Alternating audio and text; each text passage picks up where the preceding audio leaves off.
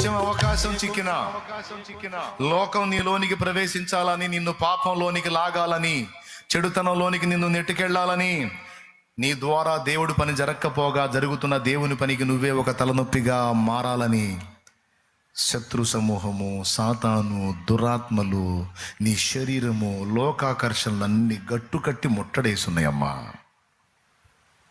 అయ్యా, అందుకు చెప్తున్నానయ్యా, అదే నువ్వు ఆయనతో సంబంధం కలిగి ఉన్నావు అనుకోయా, యేసయ్యతో అనుబంధం కలిగి ఉన్నావు అనుకోయా, తిరుగుండదు. నువ్వు జలముల్లో పడి నడిచెళ్ళినా నువ్వు వాటి మీద ఉంటావు, కానీ అవి నీ మీదికి రావు.